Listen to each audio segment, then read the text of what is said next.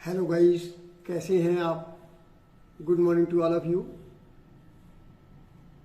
दिवाली के खुशी के माहौल के बाद में फिर एक बार मिलना हुआ है। 2-3 दिन तक मैंने कोई वीडियो नहीं डाला क्योंकि मेरे को ये पूरा विश्वास था कि सभी लोग अपने अपने दिवाली के त्यौहार में बिजी हैं। आज हम फिर से दोबारा एक ऑडियो बना रहे हैं जो वीडियो आपको अच्छा लगेगा। आज का जो विषय है वो बड़ा ही इम्पोर्टेंट है, प्रोमिनेंट है कि अभी जैसे कि आप लोगों को पता है कि अभी पैंडेमिक ख़त्म होने को है। ट्रैवलिंग, फॉरेन ट्रैवल थोड़ा बढ़ने लगा है। अभी टूरिस्ट बाहर जाएंगे, अगर फॉरेन ट्रैवल पर जाएंगे तो फॉरेन एक्सचेंज की ज़रूरत पड़ेगी। उसी से रिलेटेड हम आज ये बात करेंगे। पैंडेमिक के कारण करीब 1.5 साल तक टूर बहुत बंद रहे। एयरलाइंस का बिजनेस बड़ा कमज़ोर रहा। Hotels, then majority business related to the foreign travel was at a nil stage like. अभी वापस चलने लगा है, बाहर को टूर होने लगे हैं, स्टूडेंट वीज़ा भी मिलने लगा है, बिजनेस वीज़ा मिलने लगा है। अभी उम्मीद करते हैं कि वापस बिजनेस जो है particularly related to foreign tours वो वापस अपनी पोजीशन में आएगा और अभी समय पाते पाते नॉर्मल होगा। ऐसे में ये जानना बहुत ज़रूरी है कि फॉरेन एक्सचेंज हम किस तरीके से ले जा सकते हैं, क्योंकि जैसे ही टूर पर जाएंगे तो कितना फॉरेन एक्सचेंज हम ले जा सकते हैं। आउटवर्ड रेमिटेंस जिसको हम जनरली कहते हैं, फॉरेन करेंसी किस तरीके से कंट्रोल्ड है, आज इसको थोड़ा सा जानने की कोशिश करेंगे। हमारे जो लोकल करेंसी है इसमें कोई बैन नहीं है, कोई कितना भी पैसा रख सकता है।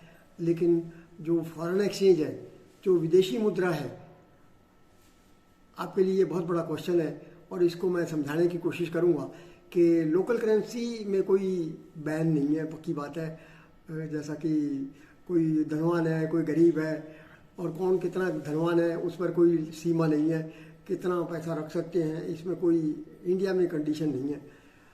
परंतु फॉरेन एक्सचेंज में है। फॉरेन एक्सचेंज में बाहर कितना पैसा भेज सकते हैं, कितना रख सकते हैं, कुछ अकाउंट्स हैं तो उनकी जानकारी अपन पाने की कोशिश करेंगे। जो पैसा बाहर भेज सकते हैं वो किस तरीके से भेज सकते हैं, कितना भेज सकते हैं, इससे रिलेटेड अपन आज जानकारी पाने की कोशिश करेंगे। सबसे बड़ी बात क्या है कि इसको कंट्रोल कौन करता है। इसको कंट्रोल करता है, आपकी जानकारी के लिए मैं बता दूं, reserve bank of India. Reserve bank of India जब हमारा देश आज़ाद हुआ तो एक एक्ट बना, फॉरेन एक्सचेंज रेगुलेशन एक्ट, फेरा। 1947 से फेरा काम कर रहा था और हमारे जो फॉरेन एक्सचेंज रिजर्व्स थे उसको और फॉरेन करेंसी के बैलेंसेज को कंट्रोल करने के लिए, देखभाल करने के लिए फेरा कानून काम करता था। जैसे जैसे हमारा बिजनेस बढ़ता गया, बीच में स्थिति बदलती भी गई, फॉरेन एक्सचेंज हमारे रिजर्व्स बढ़ते गए और बीच में एक ऐसा समय भी आया जब फॉरेन एक्सचेंज रिजर्व्स बड़े ड्राई अप हो गए। 1991 में आप लोगों को मालूम होगा कि फॉरेन एक्सचेंज रिजर्व्स की बड़ी कमी हो गई और हमारे को इतना तक देखना पड़ा कि करीब ऑयल इंपोर्ट करने के लिए जो हम कच्चा तेल इंपोर्ट करते हैं उसका सिर्फ 1 हफ्ते का बैलेंस रह गया। उस टाइम पर डॉक्टर मनमोहन सिंह ने बहुत ही अच्छे तरीके से इस स्थिति को संभाला और करते करते जो हमारा फेरा एक्ट है 1947 के बाद में फेरा एक्ट हुआ था 1973 जो कि लागू था। 1991 में 1991 में हम एक बहुत ही कठिन दौर में से गुजरे और फॉरेन एक्सचेंज की रिजर्व्स की पोजीशन ख़राब हुई, लेकिन धीरे धीरे वापस हमारी गवर्नमेंट ने इस पोजीशन को संभाला और हमारा पोजीशन सुधरता गया। जो फेरा के जो रूल्स एंड रेगुलेशंस हैं फॉरेन एक्सचेंज रेगुलेशन एक्ट वो बहुत ही सख्त है, क्योंकि फॉरेन करेंसी कौन कितना रखेगा, कितना बाहर ले जाएगा, उस पर कंट्रोल ज़रूरी है, क्योंकि ये एक स्कैरसिटी की कमोडिटी है, मतलब ये मुश्किल से मिलने वाला एक आइटम है। उसके बाद में जैसे जैसे हमारे फॉरेक्स रिजर्व्स बेटर होते गए, हमारा एक्सपोर्ट इम्प्रूव करता गया, तो ऐसी स्थिति आई कि फेरा एक्ट को बदल करके फैमा बनाया गया, foreign exchange management act. Foreign exchange management act liberal है, इसमें इतनी सख्ती नहीं है। फैमा एक्ट 1999 का जो फैमा एक्ट है वो 1 जून 2000 से लागू हुआ और अभी भी लागू है। फैमा एक्ट 2000 से लागू है, सन 2000 से लागू है, उसके लिए काफ़ी कंफर्ट है, क्योंकि उसमें इतनी ज़्यादा सख्त पाबंदियां नहीं हैं। और हमारा सबसे बड़ी बात क्या है कि हमारा जो फॉरेन एक्सचेंज का जो बैलेंस है वो कंफर्टेबल पोजीशन में है। अभी इस पोजीशन में हैं हम लोग कि एज ऑन टुडे हमारे पास में कम से कम 10 महीने का इंपोर्ट करने का, पेमेंट करने का भी बैलेंस है। कहाँ पर हम 1 हफ्ते का बैलेंस भी नहीं था, और अभी हम अगर इंपोर्ट की बात करें तो इंपोर्ट के लिए 10 महीने का हमारे पास में बैलेंस है। अभी पोजीशन बेटर है, और इसीलिए अभी लिबरलाइजेशन है, अभी इतनी सख्ती नहीं है। चाहे फॉरेन टूर के लिए जाना हो, जैसे कोई भी टूरिस्ट जाते हैं, या मेडिकल ट्रीटमेंट के लिए जाते हैं, एजुकेशन के लिए जाते हैं, बिजनेस के लिए जाते हैं, किसी भी तरीके के लिए जाते हैं अगर, तो उसमें कितना फॉरेन एक्सचेंज ले जा सकते हैं, ये थोड़ा सा आज का विषय रहेगा। अपन इस पर बात करने की कोशिश करेंगे। सबसे बड़ी बात कि फॉरेन टूर के लिए अगर जाएंगे तो $3000 करेंसी के रूप में ले जा सकते हैं। इसके बराबर में हमारी मैं आपको बताऊं कि एक लिबरलाइज्ड रेमिटेंस स्कीम है, LRS। Reserve bank of India ने जो लिबरलाइज्ड रेमिटेंस स्कीम दी है उसकी लिमिट है $2,50,000। ये लिबरलाइज्ड रेमिटेंस स्कीम किसी भी पर्पज़ के लिए लागू होती है और हर एक पर्पज़ को कवर करती है। $2,50,000 तक की करेंसी, मतलब फॉरेक्स, हम बाहर काम के लिए ले जा सकते हैं। उसमें टूर के लिए अगर हम जाते हैं तो करेंसी जो है वो करेंसी के तौर पर $3,000 की लिमिट है। चाहे फॉरेन टूर हो, ये लिबरलाइज्ड रेमिटेंस स्कीम में कवर होता है, मेडिकल ट्रीटमेंट हो, एजुकेशन हो, फॉरेन विजिट हो, बिजनेस के पर्पज़ के लिए, किसी भी तरीके का फॉरेन ट्रिप है तो ये लिबरलाइज्ड रेमिटेंस स्कीम में कवर होता है। करेंसी का जहाँ तक सवाल है, करेंसी $3,000 तक ले जाई जा सकती है। ये जो लिबरलाइज्ड रेमिटेंस स्कीम है LRS, इसकी जानकारी इस तरीके से ज़रूरी है कि सन 2015 में जब हमारे फॉरेक्स रिजर्व्स के बैलेंसेज बड़े कंफर्टेबल हो गए तो सरकार ने सन 2015 में एक नया एक्ट दिया जिसके अंतर्गत ये लिबरलाइज्ड स्कीम कवर करी। 26 मई 2015 से LRS स्कीम आई, लिबरलाइज्ड रेमिटेंस स्कीम, और ये हर एक आइटम को कवर करती है।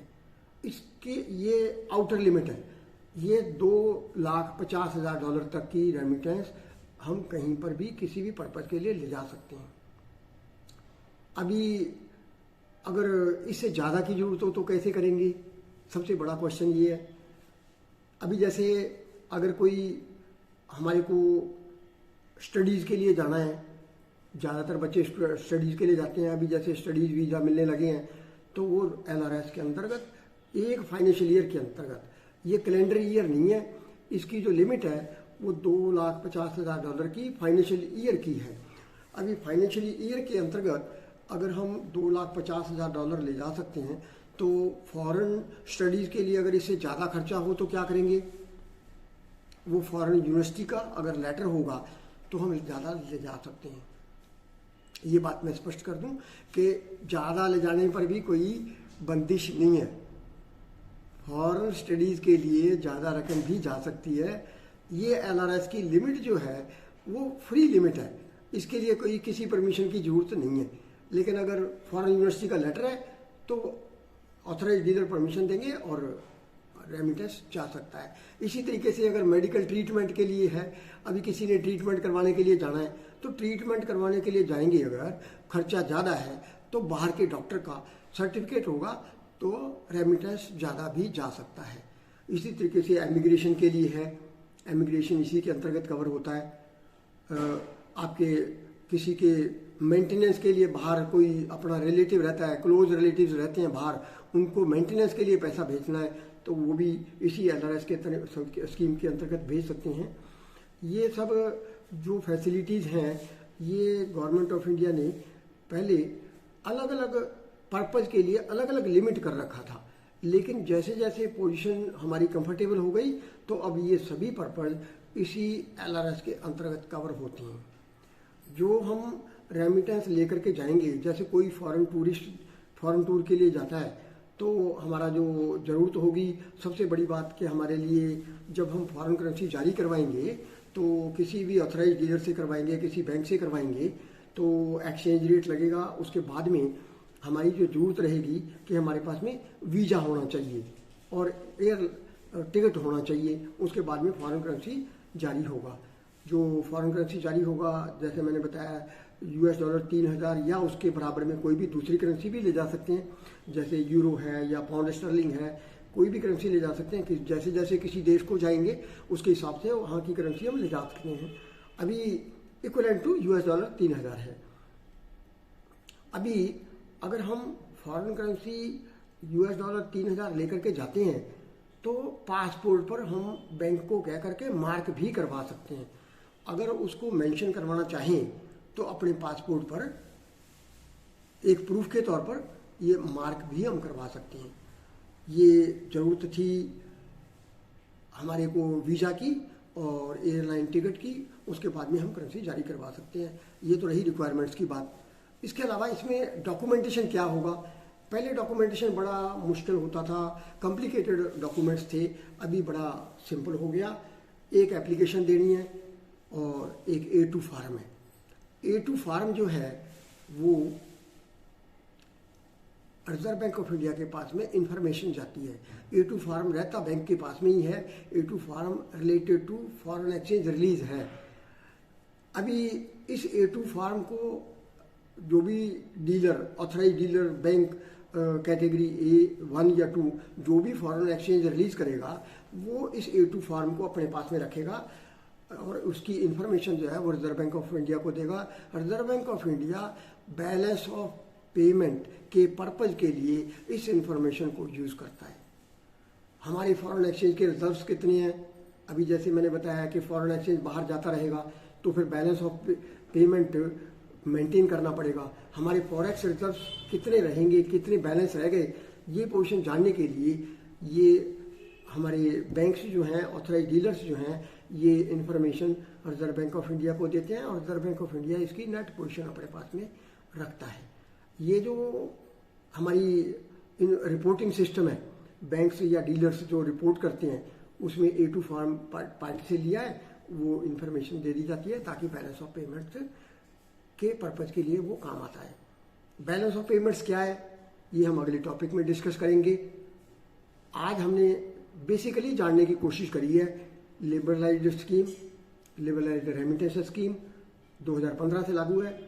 अलग अलग पर्पज़ हैं, पर्पज़ के हिसाब से अगर एक्स्ट्रा चाहिए तो वो परमिशन की ज़रूरत है, चाहे वो मान लो मेडिकल ट्रीटमेंट के लिए है तो डॉक्टर से लिखवा करके बाहर से आया हुआ हो, या फिर एजुकेशन के लिए फॉरेन यूनिवर्सिटी का लेटर हो, और इसी तरीके से कल्चरल प्रोग्राम के लिए अगर जाना है तो वो मिनिस्ट्री से परमिशन चाहिएगी। इस तरीके से ये पर्पज़ वाइज अमाउंट ज़्यादा भी जा सकता है, लेकिन लिमिट, फ्री लिमिट जो है वो 2,50,000 की है। इवन इसमें इंक्लूडेड है इन्वेस्टमेंट भी इंक्लूडेड है। मान लो हम कहीं बाहर इन्वेस्टमेंट करना चाहते हैं, कोई प्रॉपर्टी खरीदना चाहते हैं तो वो भी लिबरलाइज्ड रेमिटेंस स्कीम में परमिटेड है। ये सारा जो लिबरलाइजेशन हुआ है उसके पीछे पर्पज़ यही है कि अभी हमारी पोजीशन कंफर्टेबल है, इतनी ज़्यादा सख्ती करने की ज़रूरत नहीं है, क्योंकि हमारी अभी फॉरेन एक्सचेंज बैलेंसेज की पोजीशन बहुत ही कंफर्टेबल है। ये जो बैलेंस ऑफ पेमेंट है, ये आप लोगों के मन में क्वेश्चन आता होगा कि बैलेंस ऑफ पेमेंट क्या चीज़ है। ये हम अगले पार्ट में डिस्कस करेंगे। आज के इस एपिसोड नंबर 4 के पार्ट 1 में ये बेसिक नॉलेज था। मैंने जो डिस्कस करने की कोशिश करी है, आप लोगों को एक आइडिया दिया है कि फॉरेन एक्सचेंज कैसे और कितना ले जा सकते हैं। हाँ, ये बात ज़रूर है कि जब हम फॉरेन टूर के लिए जाते हैं तो बचा हुआ करेंसी वापस जमा करवाना पड़ता है। 180 दिन के अंदर बचा हुआ बैलेंस वापस ऑथराइज डीलर के पास में जमा करवाना होगा। जैसे टूर से गए, पैसा वापस बच गया, अनस्पेंट मनी है, फॉरेन एक्सचेंज हम जैसे लेकर के गए, $3000 है या कैसे करके, तो वो हम वापस जमा करवाना पड़ता है। उसके लिए पीरियड है 180 दिन का। और इस तरीके से अब एक और मैं आपको बताऊं कि जैसे हम बात कर रहे थे अमाउंट जो भी ले जा सकते हैं, उसमें भी अगर मान लो किसी कंपनी के बिहाफ पर कोई टूर करने जाता है, कोई स्टाफ जाता है, तो वो जो खर्चा होगा अगर कंपनी के एक्सपेंसेज में आता है तो फिर वो इस LRS के बाहर है, वो कंपनी के खर्चे में पड़ेगा और वो LRS की लिमिट के अंतर्गत नहीं आएगा। बेसिकली ये जो लिबरलाइज्ड रेमिटेंस स्कीम है, ये एक फैसिलिटी है, ये एक फैसिलिटी है। ये इस तरीके से वो सख्ती वाला टाइम नहीं है। ये सिर्फ एक फॉरेन टूर्स को, फॉरेन बिजनेस को, एक्सपोर्ट्स को प्रमोट करने के लिए एक फैसिलिटी है। ये एक सपोर्ट है। ये ऐसा कुछ नहीं है कि भाई इसमें कोई हमारे लिए कोई बंदिश है। फॉरेन एक्सचेंज रिजर्व को यूज़ करेंगे तभी तो आगे हम तरक्की कर पाएंगे। ये थोड़ा सा आइडिया था एपिसोड नंबर 4 के भाग 1 में, पार्ट 1 में। बस आज इतना ही, और भाग 2 में फिर मिलेंगे। अगला विषय जब हम इसी से रिलेटेड जो डिस्कस करेंगे कल, वो हम डिस्कस करेंगे बैलेंस ऑफ पेमेंट क्या है, और उसी के बराबर में हम फॉरेन एक्सचेंज रिजर्व्स जो आज हमारे डिस्कशन में आ रहा था, फॉरेन एक्सचेंज रिजर्व्स और बैलेंस ऑफ पेमेंट्स को थोड़ा जानने की कोशिश करेंगे। बस तब तक इतना ही। हंसते रहिए, हंसाते रहिए, सदा मुस्कराते रहिए। Thank you very much. Good luck my dear friends.